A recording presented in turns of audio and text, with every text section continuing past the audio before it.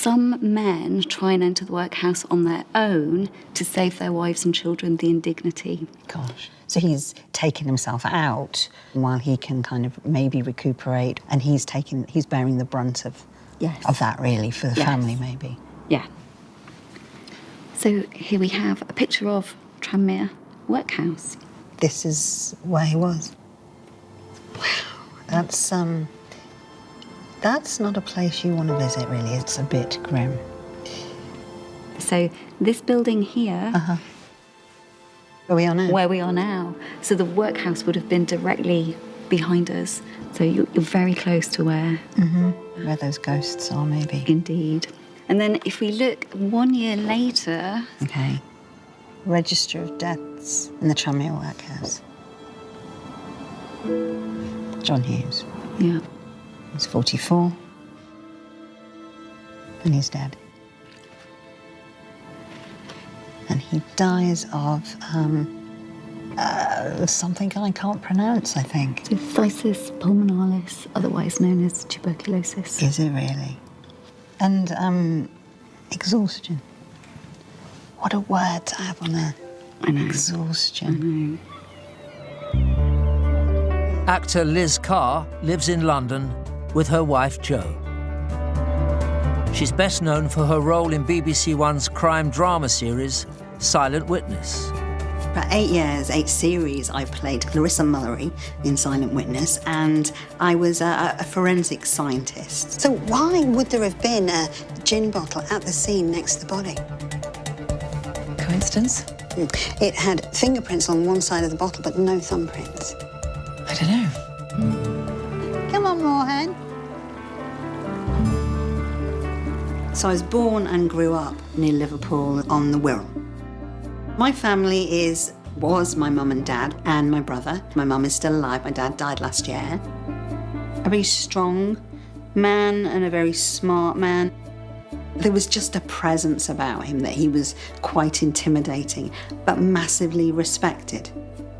My mum, always been close with her. I wasn't able to go to school on and off throughout my childhood quite a lot, so I spent a lot of time with mum. I became a disabled person at the age of 7 with a really rare condition. And then when I was a teenager, I became a wheelchair user. So a lot of people are surprised that I was not born a disabled person, but I have been both people in my life. My dad's family were from Ireland, but that's all I know about him. On my mum's side, my mum's dad died when my mum was 7 or 8, so I don't have any sense of who he is or where he's from that side. Hi. All right. Hey, okay. Yeah. Things I'd like to find are, I have a bit of the wanderlust. I love travel. I've always loved travel. So did people go on their own adventures, or was the adventure just kind of getting through life? I'm quite the activist. I don't often get angry, but injustice and seeing people unfairly treated will really upset me. So I wonder if there was anyone who had that kind of passion or that sense of injustice. I have heard a rumour in the family that there was maybe an assault or an altercation or something like that. And I don't know that this is a good reaction, but I went, that's exciting.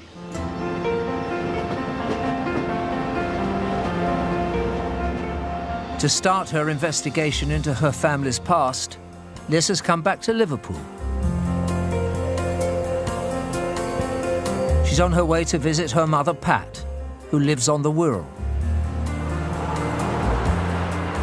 Coming into Liverpool is always exciting because lots of experiences and lots of things have happened to me here. But really, we're about to go in the Mersey Tunnel, and that is when I sort of know that I'm going home.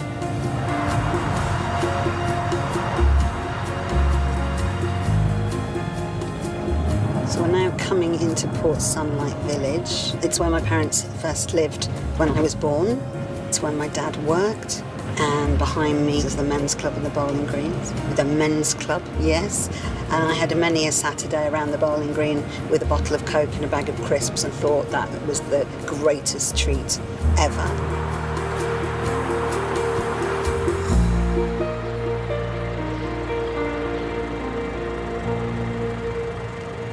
Hi, Mum. Hi, love. Great to see you. Great to see you. Love you. Right, family history stuff. Family history, Mum. Yeah. As much as you've sort of talked about it, I'm not sure I've always listened. No, you haven't.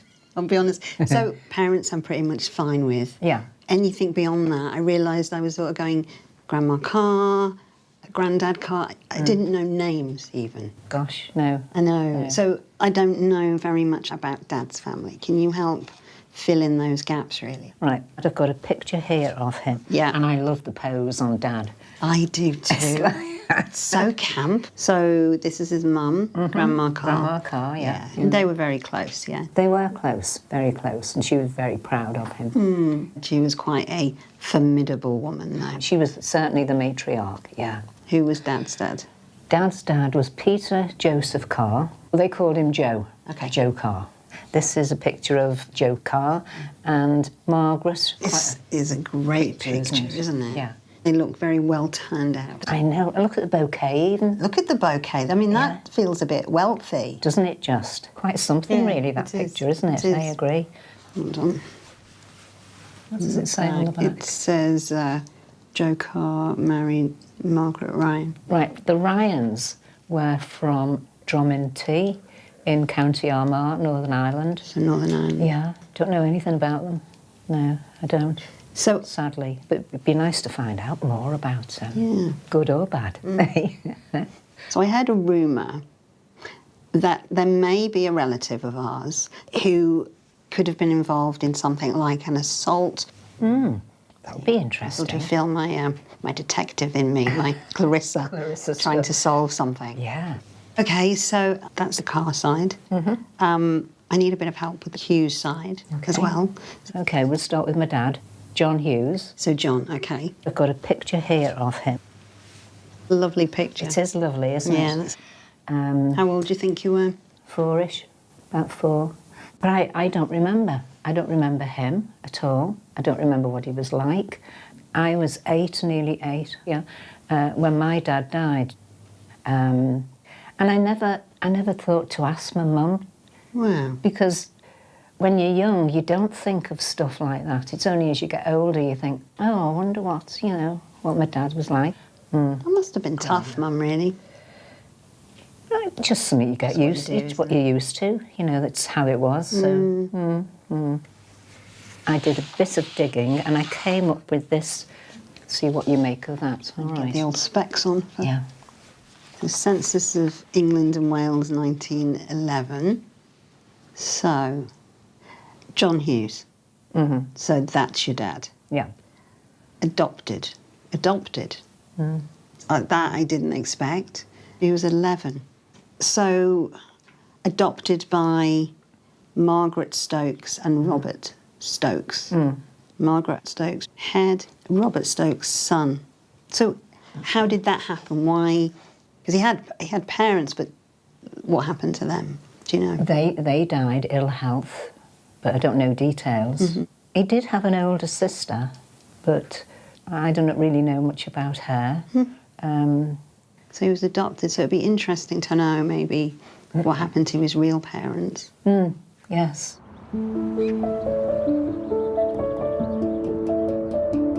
I was really struck talking to Mum how she lost her dad when she was young, but then how John Hughes lost his parents when he was young as well.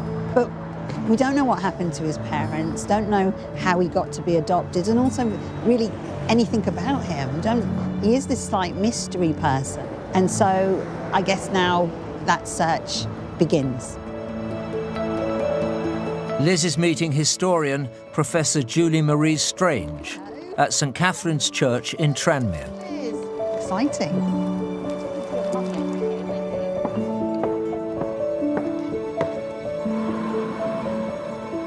My mum gave me this 1911 census. Okay.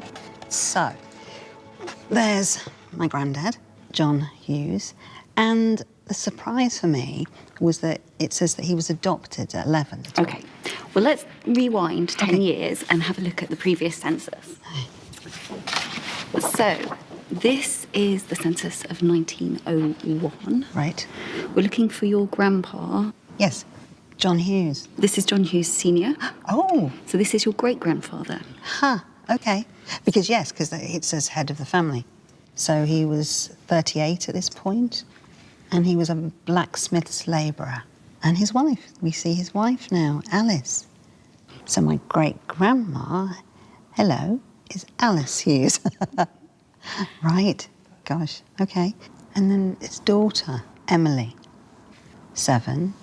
And here we've got John, their son, so this is my granddad, and he's 2 at this point. Do you recognise anyone else? Yes, Margaret Stokes. Yeah. And they're all living together in Margaret Stokes' house. She's living there with her son, but she's obviously boarding All out of these people. rooms to these people. That would still be common to live in a boarding house or to live with other people, Yeah. even if you did have it doesn't suggest kind of great poverty. This is not unusual at all. And Mum said that she thought that Grandad had a sister. So he does, he has an older sister, which feels very satisfying to see them together. So what happens next? Okay. I sort of don't want to know, I think. I'm a bit scared in a way. Yeah. So this is from 1907. Okay. So what is this? It says the Religious Creed Register. Okay. The workhouse at Tranmere. Wow. So this is I'm guessing you sign in when you join the workhouse. So we've got my great-granddad here, John Hughes. But just him, not his wife and not his children. Why would he go into a workhouse? So you only go into a workhouse if you absolutely have to, which suggests that John's family have hit hard times. Yeah. It's likely that John is either unemployed because he can't find work, or he's unemployed because he's unwell and unable to work. Some men try and enter the workhouse on their own to save their wives and children the indignity. Gosh. So he's taken himself out while he can kind of maybe recuperate, and he's bearing the brunt of that really for the family maybe. Yeah. So here we have a picture of Tranmere Workhouse. This is where he was. Wow. That's not a place you want to visit really. It's a bit grim. So this building here, Where we are now? where we are now, so the workhouse would have been directly behind us. So you're very close to where. Where those ghosts are maybe. Indeed. And then if we look 1 year later, Okay. Register of Deaths in the Tranmere Workhouse. John Hughes. yeah, He's 44. And he's dead. And he dies of something I can't pronounce, I think. so phthisis pulmonalis, otherwise known as tuberculosis. Is it really? And exhaustion. What a word to have on there. I know. Exhaustion. I know. That's so sad. 44 is nothing, is it really? No. His wife and children are still alive. They're okay, we think. So here we are, a couple of years later. So again, we've got the Register of Deaths, 1910, and we have Alice Hughes. My great-grandma, she's 44, same age as John. And she dies of inoperable cancer of The rectum. Man alive. What tragedy. And so 44, and then they've got 2 children left. 2 children. So we know that your grandpa, John Hughes, he's just be turning 11. He's just turning 11. His sister is older, So Yes. she will have gone into service most probably as soon as she was old enough. Okay. And it's his very good fortune that Margaret Stokes is there. I see. Okay. So I now know about my granddad's parents. Wondered where they disappeared to. Very sad ends. I now have such a sense of where he's come from, a much greater sense. But what happens to him next? Can you help me with that? Well, 3 years after that census entry, the First World War breaks out.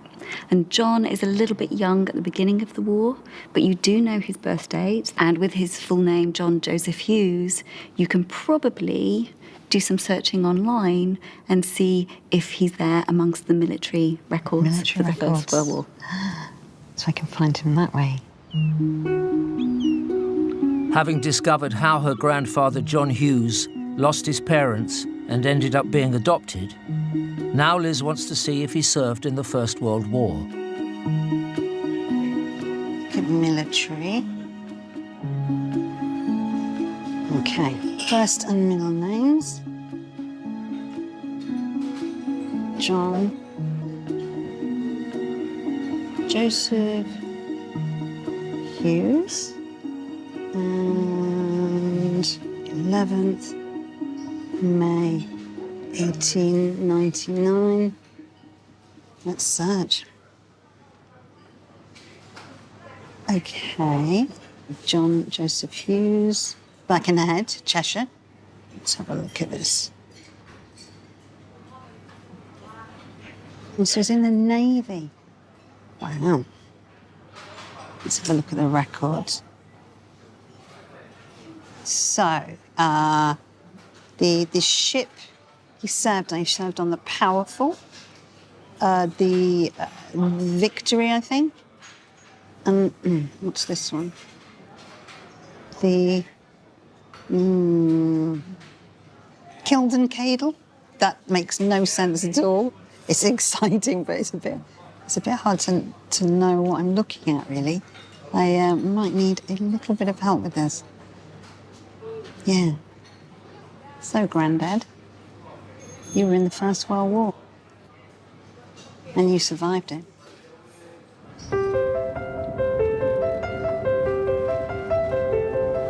To get some help deciphering her grandfather's military record, Liz is going to the Merseyside Maritime Museum. She's meeting naval historian Simon Wills.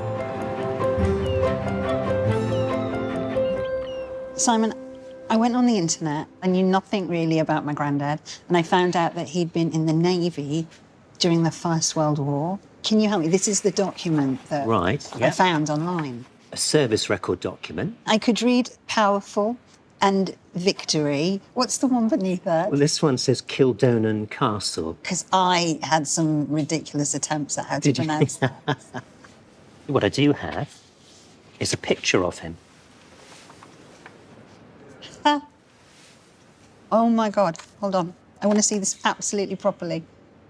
Do we know what year that might be? Well, there's a clue on there to when the photograph was taken. Oh, OK. There's something castle. Yes. So we know. So this ship, Kildonan Castle. I love this cigarette in his hand. It's great. It's very Hollywood, isn't it? Isn't it? The Kildonan Castle had several different roles during the war. An important role it had at the beginning, when John had just joined it, was to be part of what's called the Northern Patrol, to stop ships carrying supplies like ammunition and food into Germany. Yeah. In the First World War, the Kildonan Castle was part of the Royal Navy's effort to cut off German ports, blocking their access to vital supplies. But there was a new danger to British seamen: German submarines or U-boats, which for the first time were playing a significant military role. We have a report here.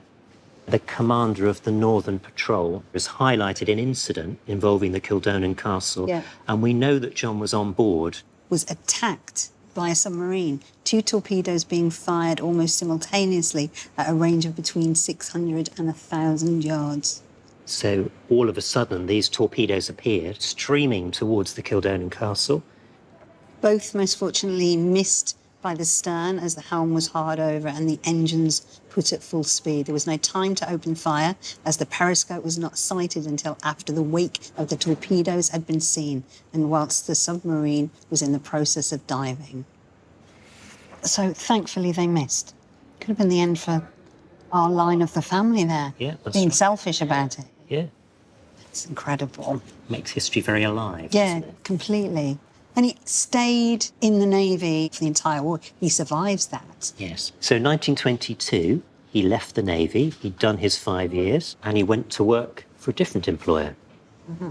So it says Mercantile Marine Office, Grangemouth. So the Mercantile Marine was what we'd call today the Merchant Navy. Passenger ships, cargo ships, tugs, ferries. Hughes, John Joseph Hughes, and he was a fireman and trimmer. In the Merchant Navy, that's the name for a stoker. So he was shoveling That coal was in his the ship's engine. experience. Yeah. Oh, what's that? Like Buffalo Bill Hart. Is that right? Yeah. So he had 2 tattoos. Buffalo Bill, heart and cross on his right arm, and then on his left arm, he had... Is that a grave? No. Yeah, Is it? the sailor's grave. Sailor's grave. Still a quite popular tattoo today. It was said that if you were going to sea, 2 things are most likely to kill you. That was shipwreck or rum. So that's what the tattoos would be. on This his is right very arm. exciting. It is now. very exciting. Oh, my mum's going to have to get a tattoo now. My granddad had tattoos. How cool. It is cool, isn't it? We know a little bit about some of the ships that he served on in the Okay. 20s. So he was on the Antilochus. Antilochus, okay. Yeah. This logbook has a complete record of all the places he went. Well, Birkenhead. I definitely know Yes. there. But then, I mean, Port Said, Suez, Penang, Singapore, Hong Kong, Shanghai. Wow. But So all he- these as well. So he did all of this. Colombo, Suez again, Boston, so America, New York, Norfolk in America. It carries on back to Singapore, Manila, Hong Kong, Shanghai. This is incredible. I never considered. My wanderlust could be from my granddad. Really all over the world, isn't he? I mean, it's sort of very boy's own, isn't it, really? So we know he stayed on this ship until 1927. And after he left the Antilochus at Singapore, he joined the Pyrrhus. And this ship was going back to the UK. So he's coming home. So he's coming home. And he finishes 20th of April, 1927. This is what brought him home. Okay. So he came back to get married. So he gets in on the 20th, and then 10 days later, 30th of April, marries my grandma, Annie Esther Julian, Yeah. my grandma Hughes, as I knew her. Wow, and he's 27, and she's 20. That's great. It's very romantic. It isn't it? really is that he comes back and marries her. And you can imagine that excitement. And then has a family and again, the family that he didn't have. And they're more a traditional unit, you know. My granddad Hughes, well, there you have a man who travelled the world, his sense of adventure in the end. I just thought, wow, you weren't who I imagined. I feel like it filled in a lot of gaps for me and for my mum. All I really knew was that he died. That's what my mum told me. He died when she was young. And now I know that my granddad had a life, and I love knowing that about him. I think he probably had itchy feet. So that, I feel an absolute connection to my granddad, and I didn't realise that was there. Liz now wants to explore her father's side of the family. So she's going to Northern Ireland.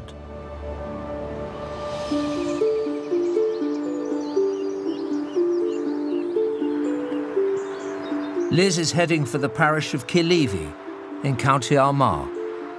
She's looking into the Ryans, her paternal grandmother's line. Very much looking forward to finding out my connection to this part of the world. We're here to look at the history of the Ryan side. I I come here armed with 2 bits of information about the Ryans.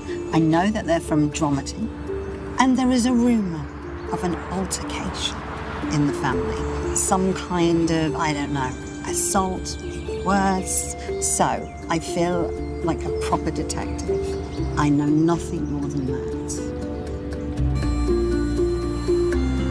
The first place Liz is visiting is Killeavy Castle, close to the village of Drominty.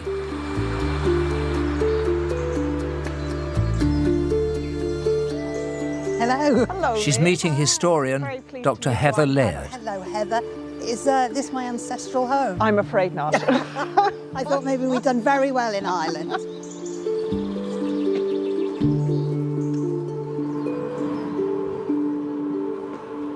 Heather, this is my first time in this part of the world. You've been doing a little bit of investigating for me. Yes, I have. So I have a document from 1864 and it lists who was living where on plots of land in Ireland from the mid-19th century. Aha, there we go. Bernard Ryan. Bernard Ryan, who's also known as Barney as well. So Okay, some Barney. places he's Bernard, but Yeah. I think he was more commonly known as Barney Ryan. And Bernard was your great-great-great-grandfather. Great, great, great. Liz has followed the Ryan family line back to the middle of the 19th century. 3 generations before her grandmother Margaret, her great-great-great-grandfather Bernard Ryan lived in County Armagh's parish of Killeavy. Bernard Ryan or Barney Ryan was leasing a home and 4 acres of land. So the next column we've got letters. John Foxall, that's the person that he's leasing from, would that be? Yes, that's right. John Foxhall was the landlord who owned this house, this castle That's that why we're we're in here. now. That's why we're here. Okay. So neighbouring landlords were Meredith Shambre and another landlord here, Seaver, as well. So interesting enough, all 3 of these landlords were descendants of a man with the name of Marmaduke Whitechurch, Sir Marmaduke Whitechurch. It's a great name. Yeah. He was given his land at the end of the 16th century. At the time that Barney Ryan was living in Killeavy, large parts of Ireland were owned by wealthy landlords of English descent. In the 16th and 17th centuries, the British Crown had confiscated farmland and given it to Protestant settlers from England and Scotland. Now most of the native Catholic population were tenants, living in wretched conditions. So had Barney always been a foxhole? Barney in 1864 then, we know, had a holding on John Foxhall's land. Yeah. But previous to that, he had a holding on Meredith Chambre's estate.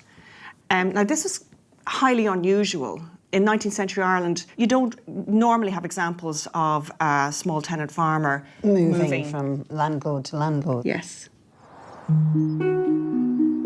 To reveal more about Barney Ryan's life as a tenant farmer, Heather is bringing Liz to the house of his first landlord, Meredith Shambre. So we're coming up now to Shambre's house, or what remains of it now. Yeah. It doesn't look half as grand as Foxhall's place. No, it's missing the castle bits. It really is, the turrets. But it's big. So it would have been grander in the mid-19th century. It's a beautiful view. I was going to say, but that's quite the view, isn't it? Absolutely. And to give you a better sense of the house then, I have a watercolour of it here, depicting the house from the other side. That's impressive. Yes. So it's got it all going on, hasn't it? Absolutely. So Barney, your great-great-great-grandfather, Yeah. he would have come to this house possibly twice a year then to pay his rent. So this is Shambre. Okay. He's definitely a man of means from what he's wearing there. A cocky stance. Loving the hand on the hip. So Shambre, as well as being a landlord, was a magistrate. Right. And he would have been asked to be a magistrate on the basis of being a landlord, having this large estate. So having property, having wealth, gave you that power. Yes, yes. So all of these things are tied up together. So I think it's easy to understand how for ordinary tenant farmers then, the law seems to be the landlord's law. Yes. So this man of law, this wealthy man, is the landlord of my great-great-great-granddad Barney Ryan. But then Barney moves to Foxhall. That's right. Why? What happens? I have a letter here that was sent to the London Daily News in 1852. At the time that this was written, your great-great-great-grandfather, Barney, was living on this estate. He was a man in his 20s and he had a young family. A description of the estate. Okay. So the traveller need not leave the railway to ascertain the poverty of the soil. Shallow, poor, covered with stones. The scanty crops, bleak aspect of everything, even under a summer sun, prepare the eye for the wretched stone hovels scattered over the face of the country. Wow. So bad soil, you can't grow anything. And then the dwellings just sound wretched. That's not good. No. And this points to another context here. This is the period just after the Irish famine. So the Irish famine of 1845 to 1849. When Barney Ryan was living on the Shambre estate, people in Ireland were still emerging from the disaster known as the Great Famine. 1 million people had died after a failure in the potato crop, and a further 1 million had fled the country. A number of landlords saw the famine as an opportunity to rid themselves of tenants who were failing to pay rent. They engaged in a campaign of mass evictions, sometimes even burning houses. My eyes went down to the end.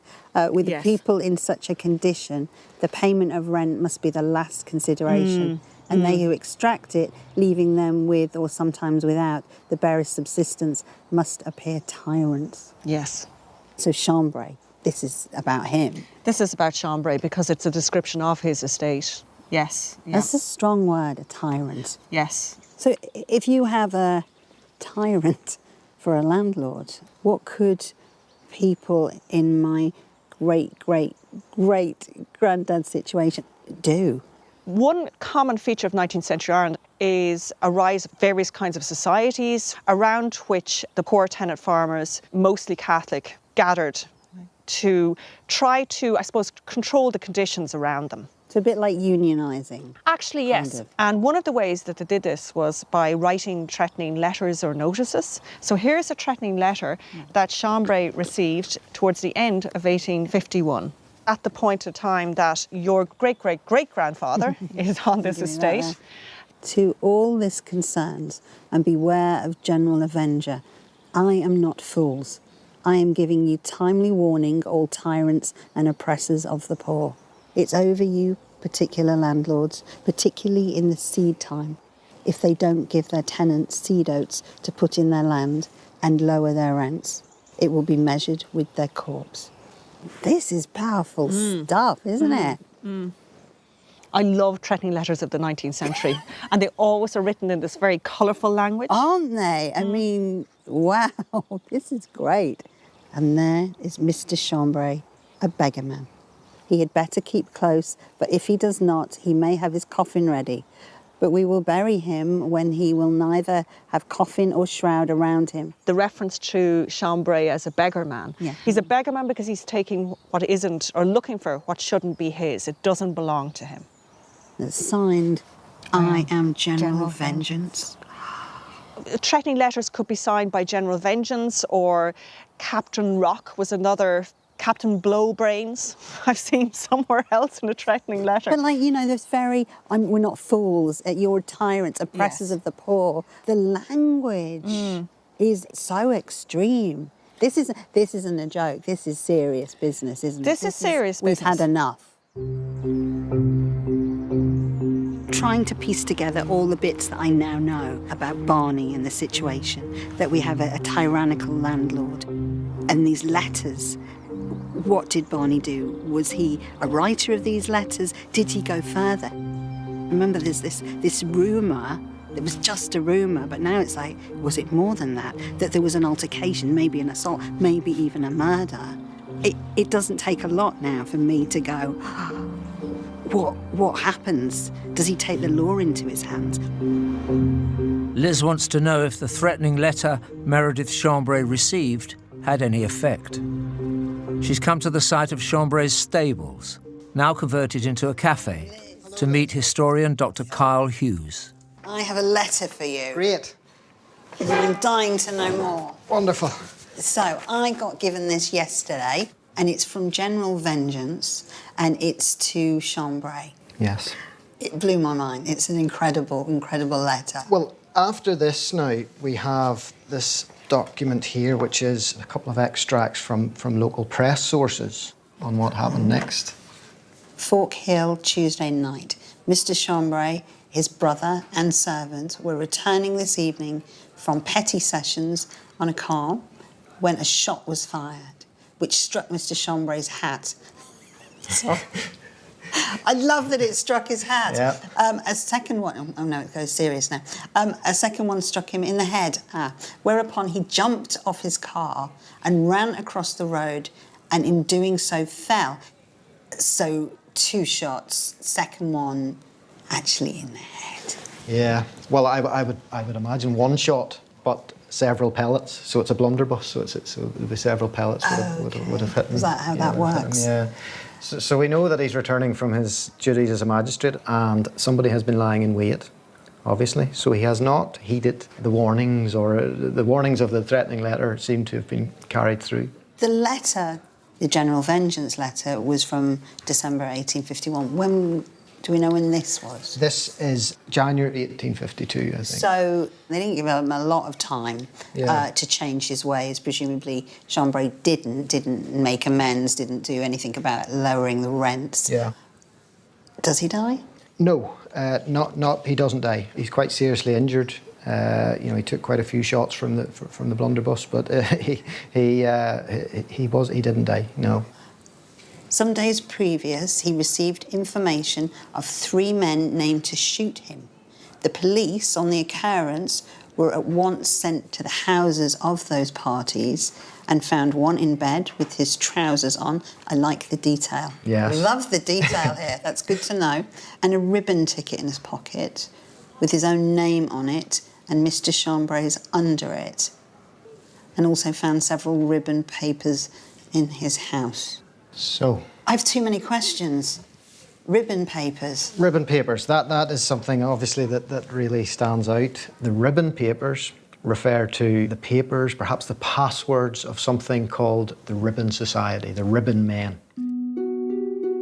The Ribbon Society was a secret Irish Catholic movement established at the start of the 19th century.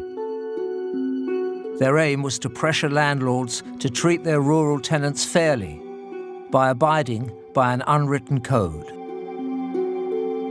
The Ribbon Men had a very distinct idea of how the rural society should be structured and how it should be administered. So somebody like Shambre, a local landlord who was deemed to be unfair or treating his tenants unfairly in whatever way that would be, perhaps his rents were too high, perhaps he evicted a tenant, and the Ribbon Men disagreed with this. Like a mix of like a union, in a way, and vigilantes. Absolutely. I think that's a very good way to put it.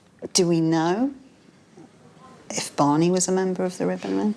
It's possible. Now, the Ribbon Men, by their very nature, didn't keep membership lists. They're a secret society. What we do have is a list of names as the police began to gather evidence on the Shambre shooting. OK. There we go. Barney Ryan. Right. So were these suspects? Some of them are suspects. Some of them are witnesses. It's people involved in the case in some way. OK. But Barney Ryan seems to be on that list as a suspect. Yes. Yeah, because we have here his police statement when he was arrested. How exciting. I love crime, of course. I get County of Armagh, and then the information of Barney Ryan, of my Advil or... Ad oil. Okay. Yeah. Who being duly sworn deposeth and saith, I am a tenant of Mr. Shambre's. I recollect the night he was shot. I went to the best of my belief to the house between 8:30 and 4 o'clock to pay some rent. So Barney is claiming that he is actually at Shambre's house at the time of the shooting. Yeah. So that's pretty good. That's a pretty good alibi. It seems like a pretty watertight alibi. Really? The timing, though, does seem a little bit odd. I think you mentioned, was it 8:30? Well, it's 8:30 and 4 o'clock. So it would appear that he has hung about for all long day time. at Shambre, waiting on him to return, and he didn't, which seems a bit odd, I suppose. Okay, so I went home, and on going home, took a glass of whiskey. I met with Ned McCreas, John Turner, James Campbell, and Francis Berry. So now he's got a gang of people Yes. that he's saying he was with later on. Yes. When he leaves. So we've now got pretty much his time accounted for with witnesses. Absolutely, yes. We've got one final document here, which is a much more detailed account of what happened and where it took place and so on. I feel I need to take my specs and go and have a read. Okay. Thank you. Kyle has given Liz a newspaper article from the day after the Shambre shooting. So this is what Kyle gave me. It's got a lot more information about the crime itself. I love the language that's used in it. We have to announce that Meredith Shambre Esquire, P, of Hawthorne Hill in the county of Armagh, has been shot by hired bravos of Irish thuggism. Why has this attempt at murder been made? And we answer, Mr. Shambre had not, as a landlord, violated the ribbon code. So, in no uncertain terms, I think we know what side the paper is on. The wonderful, wonderful, benevolent landowners, and not these ruffians, these lawless ruffians who are taking justice into their own hands, of which it looks like one of my relatives was one of them, Barney. So Meredith Shambre is shot. He was hit in the head and the neck and the face, springs off the car with a loaded pistol presented in his hand, but instantly sunk on the road from exhaustion of loss of blood. And this is incredible. So a brass blunderbuss, heavily loaded with pellets, snapped but not discharged, was found on the spot whence the ruffians fired. Ruffians, together with some oaten bread and carrots, evidently showing that the party had been there for some time on watch. What I love is we have a very, very detailed description of where the attack happened. And what I'd like to do now is try and retrace that and see what went down on that night. So the diabolical attempt at assassination took place in the townsland of Dromty in the May district of Killeavy parish, which is a sharp ascent heading north of Dromty, approaching the higher ground. So we are heading north of Dromty. I think this is it. I think this is the higher ground, just if we pull in.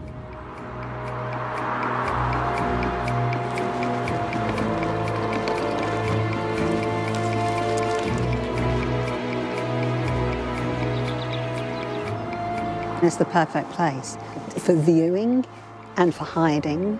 And even when the cars are coming up the hill, they're slowing down. So imagining now that's the cart and horse slowing down so that they could watch, be prepared, get ready.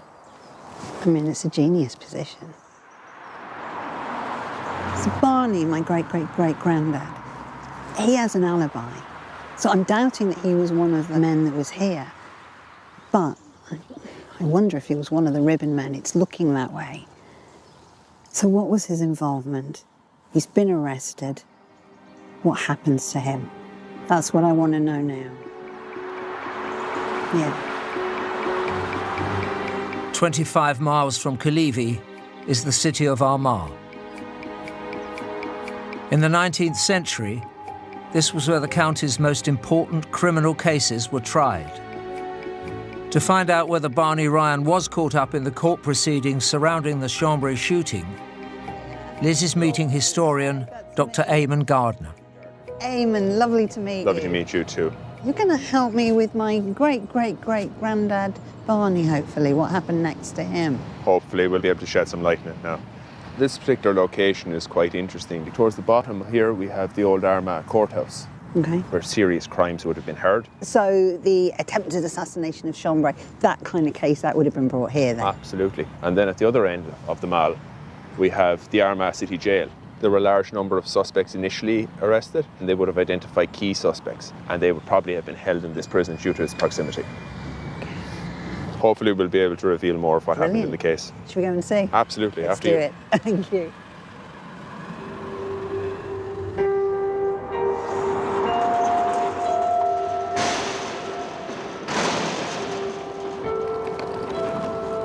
Armagh Jail was built over 200 years ago and closed in 1986.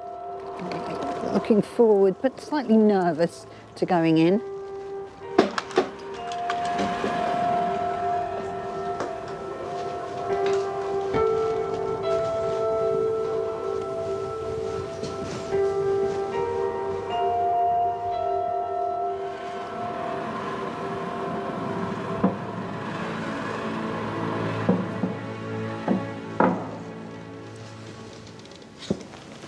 What I have here is a document written from a registered magistrate Right. one day after the attack, Yeah. and it identifies a number of suspects, including the main suspect. The inquiry was resumed this morning by Mr. Foxhall JP, Mr. Singleton and myself, and I'm happy to say I think we have a very good case against one of the prisoners, Francis Berry. So Francis Berry would have been a smallholder on Shambre's land, similar to your ancestor. Was he? Okay, yeah. The following evidence has been had. His sisters come to him with some provisions and gave a policeman a piece of old newspaper containing some cold beef. Sub-Constable Addis observed that a paper having been found where the party who fired the shots were had marks of gunpowder, and on comparison shown to be the same paper. The paper in question was covering a piece of cold beef which was brought to the prisoner by his sisters and matched the paper found at the scene of the ambush. Apparently a gunpowder residue was found on both. That's what they had as the evidence here. Yes. Wow. I mean, to be fair, we've got people on silent witness for less, so What we see from this document is within a very short space of time, the authorities believe they have identified a principal suspect. This is a follow-up letter confirming the chief suspect had been sent forward for trial. we have committed Francis Berry to the jail of Armagh. So that's where we are now. Charged with having conspired with others to murder M. Shambre Esquire JP, and with others having fired off and shot him. I've no doubt of his guilt or his conviction, and his case is ready for trial.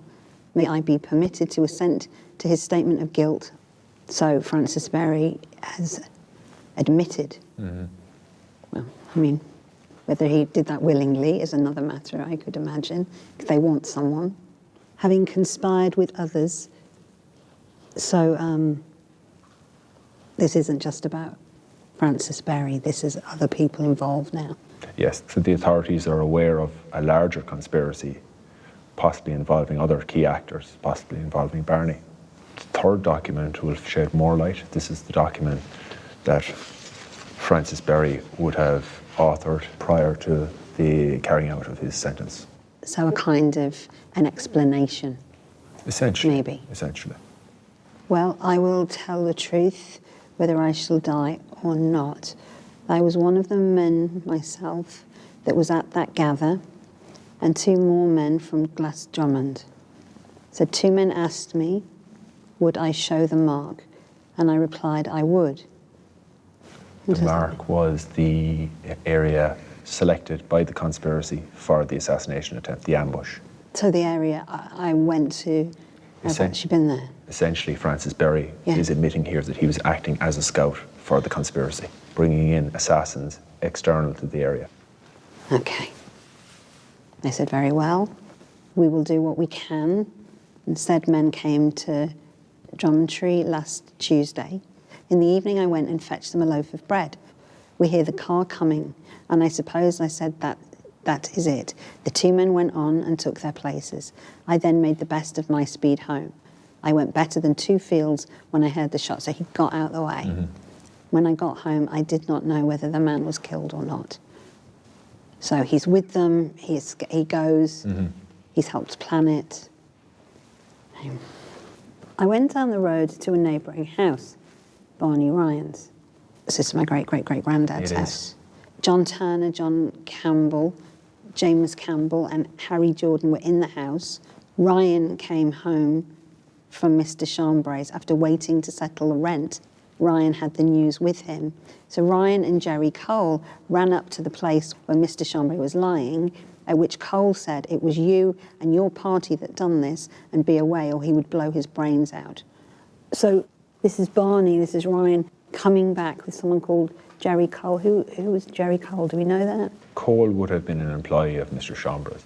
This is, I mean, there's a whole paragraph here in Berry's statement about Barney Ryan. Mm-hmm. More than just a name on the list to be questioned now. He's here. He's involved in this. It looks that way.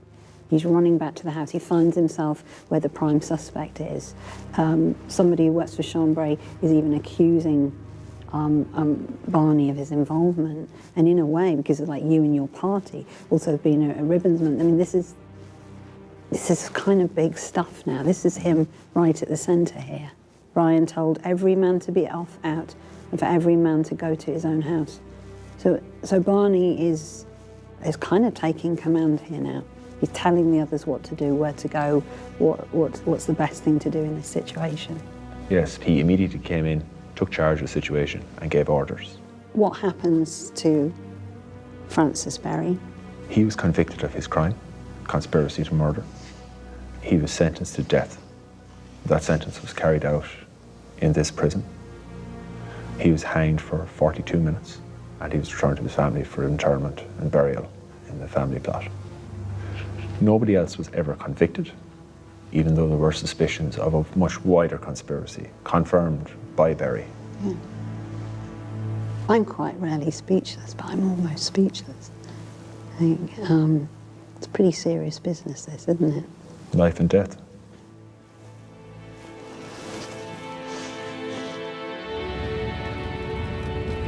I'm conflicted. I don't support the violence, but I understand the motivation. And I feel so desperately sorry for Berry. I guess what I'd like is if there was something that really did place Barney Ryan in this particular case, and just to know who he was for sure.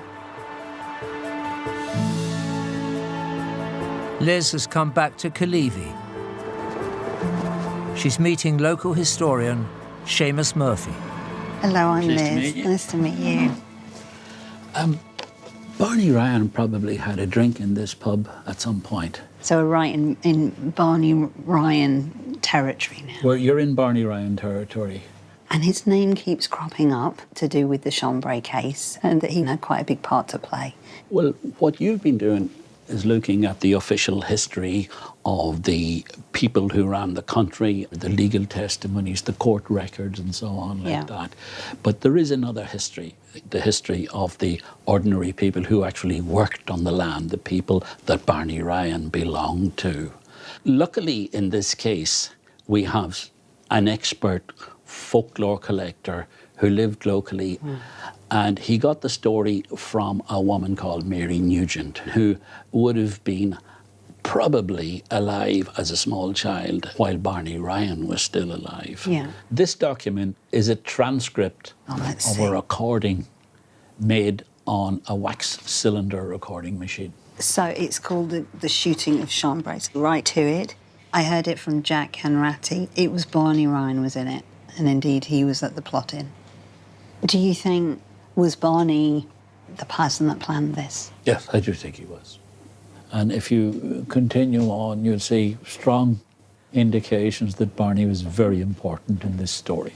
And Shambre was watching him, and he had a great field of drills, and he happened to eye him or see him as he lay down in the drills. Now, So you what would might that need a mean? bit of explanation Yeah. for that. First of all, Barney Ryan was hiding in a potato field. The drills refer to potato forests. Barney's problem was undoubtedly that Shambre, the landlord, spotted that he was doing very well with potatoes and decided, therefore, he could afford to pay a bit more rent on the land. So he put up the rent on him, Yes, because he just could. he could. So Barney knew he'd be decked. It says he's suspected or Yes, suspected. or discovered. Okay. So he didn't go with them. So because he had this issue with He knew Shambre. Shambre was on his case. So because of that, that's why he didn't get his hands dirty He directly. didn't go to the shooting. Didn't go to the shooting. How do you think that Barney would have felt about Barry being executed for this? I think he would have been devastated, but he would have also felt, why did he talk? Yeah. When I spoke to one of the other experts, Heather, she was saying that Barney was on a Foxhall property, but he had been a Shambre tenant, and that was quite unusual to move. Well, after the shooting, a number of families were evicted because an edict went out from Shambre that anybody of his tenants who attended Barry's wake or funeral would be evicted. Wow, that's incredible. Yes. It probably means Barney was evicted among those families I'm talking about. Almost everybody that I know of got some sort of refuge on Foxhall land. Well, my conclusion is that Mary Nugent knew on reasonably good authority that Barney Ryan probably was the main organiser of the shooting. Not that he was a planner of murders for profit or anything like that, but that he was the leader of a resistance movement against the landholding system which had just killed 1 million people in his eyes. It was pretty obvious that Barney was a person of some importance.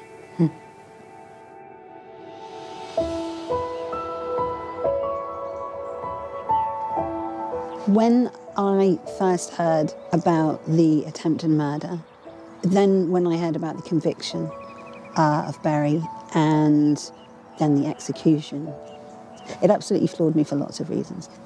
Not least thinking, oh my goodness, this isn't just a little disagreement now. This has hugely serious consequences.